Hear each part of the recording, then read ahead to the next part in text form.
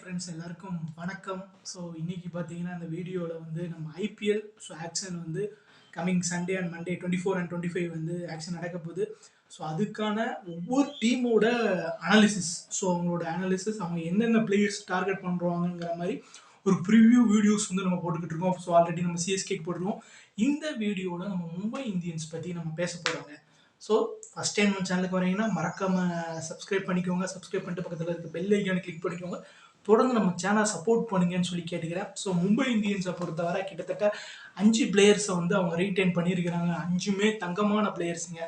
So Rohit சர்மாவாகட்டும், பும்ராவாகட்டும், Hardik பாண்டியாவாகட்டும், Tilak Verma, Suryakumar Yadav 5மே தரமான பிக்ஸு. So நிறைய பேர் சொன்னாங்க ரோஹித் சர்மா வந்து அந்த டீம் போவார், இந்த டீம் போவார், அதெல்லாம் இல்லை, தான் இருக்கிறாரு அப்படிங்கிற மாதிரி முடிச்சு விட்டாங்க. 3 பேருக்குமே ஈக்குவலான ப்ரைஸு.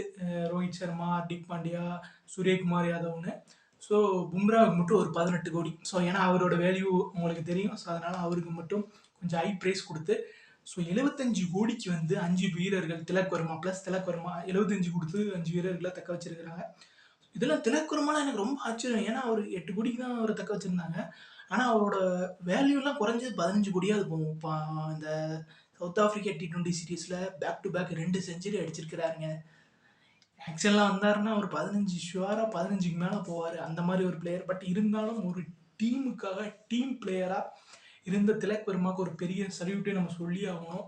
ஸோ மும்பை இந்தியன்ஸ் பொறுத்தவரை கிட்டத்தட்ட ஒரு 45 கோடி தான் வச்சிருக்கிறாங்க. 45 கோடி வச்சுக்கிட்டு ஸோ நிறைய பிளேயர்ஸ் எடுக்க வேண்டியது இருக்குது. ஸோ அது கொஞ்சம் என்னன்னா பெரிய பிளேயர்ஸ் மேலே போக முடியாதோ அப்படிங்கிறது தான் ஒரு விஷயம். இப்போ already first opening Rohit Sharma இறங்க போகிறாரு. ஸோ அவர் கூட ஒரு பார்ட்னர். ஸோ அந்த ஒரு பார்ட்னர் வந்து wicket keeper, Overseas batsman, opening batsman, wicket keeper, Overseas batsman plus opening. So அந்த மாதிரி இதுதான் எடுக்கிறாங்க. ஸோ அது யார் இருக்கான்னா நம்ம ஃபேன்ஸை பொறுத்தவரை, மும்பை இந்தியன்ஸ் ஃபேன்ஸை பொறுத்தவரை ஜோஸ் பட்லர் இருந்தால் நல்லா இருக்குன்னு சொல்லுவாங்க. பட் அவருக்கு செம காம்படிஷன் இருக்குன்னு நான் நினைக்கிறேன். ஏன்னா ஆர்சிபி எங்கே ஒரு பக்கம் இருக்கிறாங்க, ஸோ ஜிடி இருக்கிறாங்க, ஆர்ஆருக்கு திரும்ப கிடைக்கிறதுக்கு வாய்ப்பு இல்லை. ஸோ ப்ரைஸ் நிறைய. பஞ்சாபை பொறுத்தவரை பஞ்சாப் பட்லருக்கு போவாங்களா அப்படின்னு கேட்டிங்கன்னா, ஏன்னா அவங்களுக்கு ஆல்ரெடி ரிஷப் பண்ணி தான் அவங்க எடுக்க போகிறாங்க. அப்படிங்கும்போது பட்லருக்கு போகிறதுக்கான வாய்ப்பு இல்லை. ஏன்னா ஏன் இதுக்கு 2 விக்கெட் கீப்பர் போட்டு எடுப்பான்னு நம்ம நினைக்கலாம். ஸோ அப்படி இப்படின்னு பார்க்கும்போது ஸோ ஆர்சிபி அந்த மாதிரி எல்எஸ்சி ஜிடி மாதிரி டீம் வந்து டார்கெட் பண்ணுவாங்க. ஏன்னா பர்ஸ் வச்சிருக்கிறாங்க. ஸோ அவங்களுக்கு பட்லர் போவதுக்கு வாய்ப்பு இருக்குது. ஸோ மும்பை இந்தியன்ஸுக்கு வாய்ப்பு கொஞ்சம் குறைவு. யாருக்கு எடுக்கலாம் அப்படின்னு பார்த்தீங்கன்னா Quinton de Kock. So already Mumbai இந்தியன்ஸில் ஆடி இருக்கிறாரு. ஸோ எந்த ஒரு பிரச்சனையும் கிடையாது. ரோஹித் சர்மாவுக்கும் குவிண்டன் டிகாக்கும் நல்ல ஒரு ஓப்பனிங் பார்ட்னர்ஷிப் இருக்குது. நல்ல ஒரு பாண்டிங் இருக்குது குவிண்டன் டிகாக்கும் மும்பை இந்தியன்ஸ் டீமுக்கும். ஸோ என்னை கேட்டால் Quinton de Kock with Rohit Sharma opening பேர் சூப்பராக இருக்கும். குவிண்டன் டிகாக்கும் போவாங்க. ஷுவராக நம்ம குவிண்டன் டிகாக் போவாங்க நம்ம அடித்து சொல்லலாம். ப்ளஸ் குவிண்டன் டிகாக் ஒரு வேளை கிடைக்கல, ஒரு வேளை ஹையஸ்ட் ப்ரைஸில் போகிறாரு அப்படிங்கிற பட்ஜெட்டில் இவங்க பட்ஜெட்டை தாண்டி போகிறாரு அப்படின்னா சாய்ஸஸ் நிறைய இருக்குது. பிலிப் சால்ட்டு கான்வீன்லாம் இருக்கிறாரு. ரேயான் ரெக்கில்டன் சவுத் ஆஃப்ரிக்காவில் ஓப்பனிங் விளாடுறாரு. ஸோ அவருக்கும் ஒரு சாய்ஸ் போவார். மேக்ஸிமம் வந்து குவிண்டன் டிகாக் அதை தாண்டி சாய்ஸ் ஒரு வேளை ப்ரைஸ் அதிகமாக போகிற பட்சத்தில் அந்த ஒரு பிக் இவங்க எடுப்பாங்க. சூரியகுமார் யாதவ் நம்பர் 3ல வராரு. 4 வந்து திலக் வர்மா. ஸோ அது கன்ஃபார்ம்டு. 5 கேப்டன் ஹர்திக் பாண்டியா இருக்கிறாரு. 6ல் இவங்க ஒரு பவுலிங் ஆல்ரவுண்டர் எதிர்பார்க்குறேன். நான் எதிர்பார்க்குறேன் இவங்களை பொறுத்தவரை ஒரு பவுலிங் ஆல்ரவுண்டர் கூட போவாங்க. ஸோ பவுலிங் ஆல்ரவுண்டர்னா மார்க்கஸ் ஸ்டோயினிஸ் இருக்கிறாரு. பட் இவங்க எதிர்பார்க்குற ப்ரைஸ் கிடைப்பாங்களான்னு தெரில. ஸோ ஆக்ஷன் என்னென்னாலும் நடக்கலாம். ஸோ யார் ஒரு ஆள் பெரிய ரேட்டுக்கு போகலாம், பெரிய ரேட்டுக்கு போகிற ஆள் சின்ன ரேட்டுக்கும் போகலாம். ஸோ அந்த மாதிரி எதுவும் நடக்கலாம். சாம் கரன் இருக்காருங்க. சாம் கரன் இவங்களுக்கு சூப்பரான ஒரு பிளேயராக இருப்பார். கிடைப்பாரா பார்க்கலாம். ஆனால் பெருசாக சாம் கரனுக்கு போன வாட்டி இருந்த அளவுக்கு இந்த வாட்டி காம்படிஷன் இருக்குமான்னு தெரியல. ஏன்னா அவர் வந்து இப்போ இன்டர்நேஷ்னலில் 4 ஓவர்லாம் போட மாட்டார். 2 ஓவர் 1 ஓவர் தான் போட்டுட்டு இருக்கிறாரு. ஸோ அப்படிங்கும்போது பெருசாக காம்படிஷன் இருக்குமான்னு எனக்கு தெரியல. ஸோ சாம் கரன் மும்பை இந்தியன்ஸ் எடுத்தாங்கன்னா சூப்பர் பிக்காக இருக்கும். அண்ட் ரொமாரியோ ஷெப்பர் இருக்கிறார் நம்பர் 6ல் ஆடுற மாதிரி. ஒருவேளை இவங்க டிம் டேவிட் எதிர்பார்க்குறாங்க. டிம் டேவிட்டை திரும்ப எடுத்துருக்கு, ஏன்னா 6 அவரே ஆட வைப்போம் அப்படின்னு நினச்சாங்கன்னா அவருக்கு போவாங்க. ஆனால் என்ன கேட்டால் நான் என்ன சொல்லுவேன், டிம் டேவிட்டுக்கு பதிலாக கிளென் பிலிப்ஸ் எடுக்கலாம். ஏன்னா நீங்கள் அவன் டிம் டேவிட்டை விட டிம் டேவிட்டும் கிளென் பிலிப்ஸும் கம்பேர் பண்ணும்போது கிளென் பிலிப்ஸோட ஸ்கில்ஸ்லாம் பயங்கரமாக இருக்கும். ஸோ அவரும் ஆடி விட்டுரு, இவரும் ஆடி விட்டுருதான். ப்ளஸ் இவர்கிட்ட என்ன இருக்குன்னா இவர் வந்து ஒரு ஆல்ரவுண்டர். ஸோ ஒரு ஓவர் எங்கேயாவது போடணும், ஒரு 2 ஓவர் போடணும் அப்படின்னா போட்டு கொடுப்பாரு நான் அவங்களுக்கு தேவைப்படாது, எனக்கு நிறைய போலர்ஸ் வச்சிருக்கிறாங்க. பட் இருந்தாலும் இவர் ஒரு விக்கெட் எடுக்கிறது கூட எபிலிட்டி இருக்கு. சடன் ஒரு ஓவர் போற டக்குன்னு ஒரு விக்கெட் எடுக்கிறாருன்னு வைங்களேன், அதுக்கு உங்களுக்கு ஒரு ப்ளஸ் தான். கிளென் பிலிப்ஸ் இவங்களுக்கு செம மேட்சாக இருப்பார், செம ஃபீல்டர், ஹார்ட் ஹிட்டர். நீங்கள் comparing to Tim David compare பண்ணும்போது நான் கிளென் பிலிப்ஸ் சொல்லுவேன். ஆனால் இங்கே எப்படி கிளென் பிலிப்ஸ் ஏன் நான் சொல்கிறேன்னா, இப்போ நிறைய டீம் பார்த்தீங்கன்னா Maxwell, Liam Livingstone, so Bracewell, அந்த மாதிரி பெரிய வில்லியம் ஜாக்ஸு, ஸோ பெரிய பெரிய பிளேயர்ஸை தான் டார்கெட் பண்ணுவாங்க தவிர கிளென் பிலிப்ஸை அவ்வளோ ரொம்ப பெருசாக யாருமே டார்கெட் பண்ணுவாங்க, யோசிக்க கூட மாட்டாங்க. ஸோ அப்படிங்கிற பட்சத்தில் கிளென் பிலிப்ஸை தூக்கலாம். அதாவது இவர் எஸ்ஆர்ஹெச்சில் இருந்தாருங்க கிளென் பிலிப்ஸு, அங்கே மார்க்கரம் ஆடினார். ஸோ அவர் இருக்கிற வர இவருக்கு சான்ஸே கிடைக்கல. ஒன்று 2 மேட்ச்சுக்கு, ஒரு மேட்ச் கிடைச்சிருக்கணும்னு நினைக்கிறேன், ஒன்று 2 மேட்ச் கிடைச்சது. அதுக்கப்புறம் ஹெட்டு வந்தார். ஸோ ஹெட்டு வந்ததுக்கப்புறம் இவருக்கும் சான்ஸ் கிடைக்கல, மார்க்கரமுக்கும் சான்ஸ் கிடைக்கல. ஸோ ஆனால் மும்பை இந்தியன்ஸுக்கு வந்தால் கிளென் பிலிப்ஸ் சூப்பராக இருப்பார். ஸோ அந்த ஒரு 6ஆவதில் அவர் ஒரு சாய்ஸ் வச்சுக்கலாம். மும்பை இந்தியன்ஸு போவாங்க, கண்டிப்பாக சாய்ஸஸ் இருக்குது. தென் 7ல் பார்த்தீங்கன்னா குர்னால் பாண்டியா கொண்டே வரணுங்க. மும்பை இந்தியன்ஸ் குர்னால் பாண்டியா கொண்டே வரணும். ஒரு லெஃப்ட் ஹேண்ட் ஆர்த்தோடாக்ஸ் கண்டிப்பாக வேணும். ஸோ தம்பி இருக்கிறாரு, தம்பி ப்ளஸ் அண்ணன் நல்ல கம்போவாக இருக்கும். அவங்களோட கோர் டீம் வருதுங்க. நீங்கள் அங்கே பார்த்தீங்கன்னா குவிண்டன் டீகாக்கு, அப்புறம் குர்னால் பாண்டியா, அப்புறம் நீங்கள் லெக் ஸ்பின்னில் ராகுல் சேகர் எடுக்கலாம், ட்ரென் போல்டு, இவங்களாம் எடுத்திங்கன்னா அந்த கோர் டீம் அப்படி உள்ள, இஷான் கிஷன் மட்டும் மிஸ் ஆவார்னு நினைக்கிறேன். மற்றபடி அந்த கோர் டீம் அப்படியே உள்ளே வரும், சூப்பராக இருக்கும். குர்னால் பாண்டியாவுக்கும் போட்டி இருக்குது நான் வச்சுக்கோங்க. எல்லா இடத்துலையும் வந்து ஸ்பின்னர்ஸ் வந்து தேவை, அதுவும் இந்தியன் ஸ்பின்னர்ஸ் பயங்கர தேவை. ஸோ இவர் ஒரு ஆல்ரவுண்டராக இருக்காருங்கும் போது நிறைய பேர் போட்டிக்கு வருவாங்க. ஸோ குர்னால் பாண்டியா கிடைக்கல அப்படின்னா நான் சாய் கிஷோர் சொல்லுவேன். சாய் கிஷோரும் ஒரு வளரும் ஒரு வீரர் தான், தமிழ்நாடு ரஞ்சி ட்ரோபி டீம் கேப்டனாக இருக்கிறாரு. சாய் கிஷோர் ஆல்சோ இவங்களுக்கு ஒரு நல்ல சாய்ஸாக இருப்பாங்க குர்னால் பாண்டியா கிடைக்காத பட்சத்தில். ஆனால் குர்னால் பாண்டியா கண்டிப்பாக போவாங்க, அதில் இந்த மாற்றம். ஏன்னா அவர் ஹர்திக் பாண்டியா இருக்கிறாரு, கண்டிப்பாக எனக்கு போகணும்னு சொல்லுவார். மற்றபடி அவங்க டீமில், அவங்க மும்பை இந்தியன்ஸ் டீமில் குர்னால் பாண்டியா நல்லா தான் பண்ணியிருந்தார்.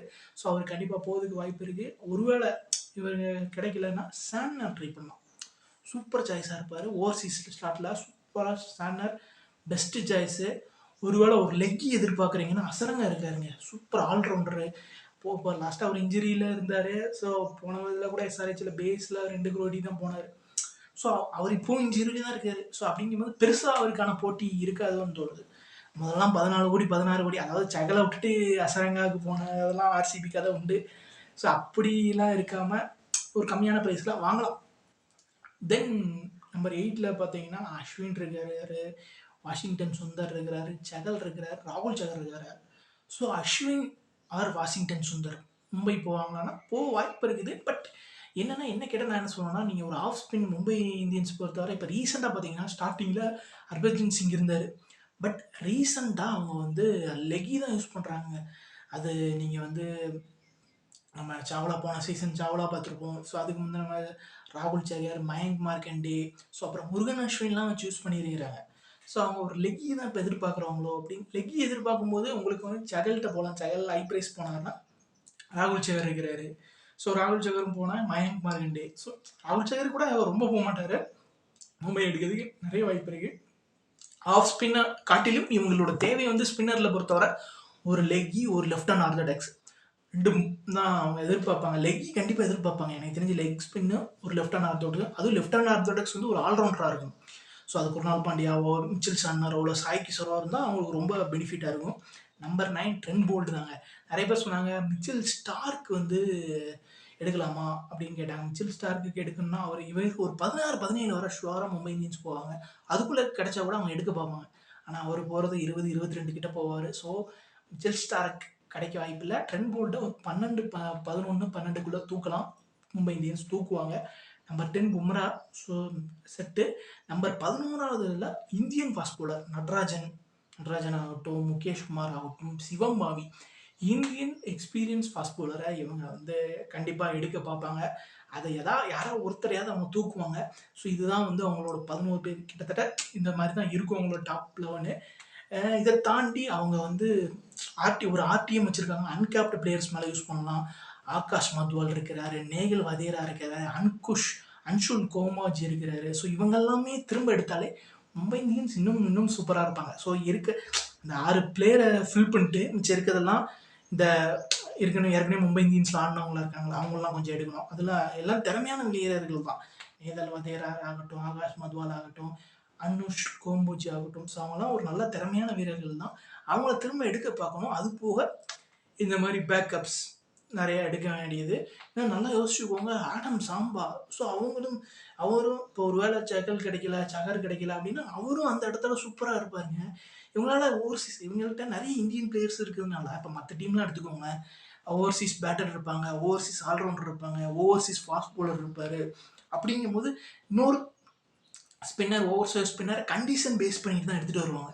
ஆனால் மும்பை இந்தியன்ஸுக்கு இந்தியன் பிளேயர்ஸ் நிறைய இருக்கிறதுனால ஒரு ஓவர் ஸ்பின்னர், அதுவும் ஜாம்பா மாதிரி ஆட்களை 14 மேட்ச் நீங்கள் ஆட வைக்கலாம். அந்த ஒரு ப்ளஸ் இவங்க கிட்ட இருக்குது. அதனால நீங்கள் அவங்களாம் கிடைக்கலன்னா கவலைப்படாதீங்க. ஜாம்பாவை சூப்பராக எடுத்து ஒரு தரமான ஒரு டீமாக உருவாக்கலாம். நீங்கள் இந்த மாதிரி சின்ன பிளேயர் மேலே ஜாம்பா மாதிரி, ஏன்னா ஜாம்பாவுக்கு போட்டி இருக்குமான்னு எனக்கு தெரியல, அவருக்கு மேலே நீங்கள் இன்வெஸ்ட் பண்ணீங்கன்னா உங்களுக்கு ஒரு இந்தியன் ஃபாஸ்ட் பவுலர் மேலே நீங்கள் இன்வெஸ்ட் பண்ணலாம். ஒரு எக்ஸ்பீரியன்ஸ் இந்தியன் ஃபாஸ்ட் பவுலர் மேலே அந்த மாதிரி பண்ணுவாங்கன்னு நினைக்கிறேன். இதெல்லாம் தாண்டி இது போக பேக்கப்ஸ் நிறைய பேர் எடுப்பாங்க.